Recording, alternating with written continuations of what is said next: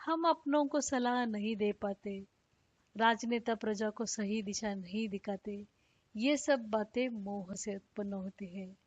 कई बार हम सत्य इसलिए नहीं बोलते क्योंकि डर होता है। भगवत गीता अध्याय 1 श्लोका नंबर 30-31। गांडीवं स्रंसते हस्तात् त्वक्चैव परिदह्यते न च शक्नोम्यवस्थातुं भ्रमतीव च मे मनः निमित्तानि च पश्यामि विपरीतानि केशव न च श्रेयोऽनुपश्यामि हत्वा स्वजनमाहवे। गांडीव धनुष्य हाथ से गिर रहा है, त्वचा बहुत जलती है, साथ ही मेरा मन भ्रमित सा हो रहा है। और क्या, मैं खड़ा रहने में भी समर्थ नहीं हूँ। हे केशव, इसके सिवा और भी सब लक्षण मुझे विपरीत ही दिखाई देते हैं। युद्ध में अपने कुल को मारकर मैं कल्याण भी नहीं देखता। अब हम देखते हैं इसका शब्दार्थ क्या है। युद्ध भूमि में अर्जुन केवल अपने और अपनों को देख रहा है, वे लोग जिनके साथ उसने अपना जीवन जिया। अब उन्हीं के साथ उसे युद्ध करना है, यह सोचकर उसके मन में मोह उमड़ आया है। वह भगवान को यह बता रहा है कि उसके शरीर में अशुभ और विपरीत लक्षण दिखाई दे रहे हैं। उसका धनुष हाथ से फिसल रहा है, त्वचा जल रही है, वह स्थिर खड़ा भी नहीं हो पा रहा है। अर्जुन यह भी कहता है कि वह अपने ही लोगों को युद्ध में मारकर कोई कल्याणकारी परिणाम नहीं देख पा रहा है।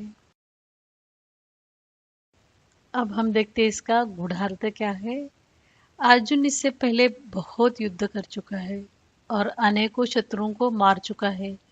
यह देखते हुए मन में यह सवाल आता है कि अर्जुन की स्थिति ऐसी क्यों हो गई। उसे न किसी से डर है, न किसी को मारने में भय। यहाँ पर उसकी समस्या इतनी है कि वह अपनों को नहीं मारना चाहता। शास्त्रों में इसी को मोह कहा गया है। जो वस्तु या व्यक्ति हमें आनंद देती है, उसके चले जाने का भय जब मन में घर कर लेता है तो वह मोह कहलाता है। यहाँ अर्जुन का मोह इसलिए उभर आया है क्योंकि उसे लगता है कि जो उसे सुख देते हैं, आनंद देते हैं, वे सब लोग युद्ध में मारे जाएंगे और मोह के दुर्बलता का प्रभाव सीधे शरीर के ऊपर होता है। इसलिए अर्जुन जैसे महान शूरवीर योद्धा में विपरीत लक्षण प्रकट हो रहे हैं। अब हम देखते हैं इसका संबंध क्या है। इस श्लोक का संबंध पिछले श्लोक से है, जहां अर्जुन अपने कुटुंबियों को खड़े हुए देखकर अत्यंत करुणा से गिरकर शोक करता हुआ कहने लगा कि स्वजन समुदाय को देखकर मेरे अंग शिथिल हो रहे हैं, मुख सूख रहा है, शरीर में कंप और रोमांच होते हैं। अब हम देखते हैं इसका निष्कर्ष क्या है। अर्जुन हम सबको दर्शाते हैं, हम भी अपने जीवन में कई बार अपने कर्तव्यों से चूक जाते हैं क्योंकि हम मोह में फंसे होते हैं।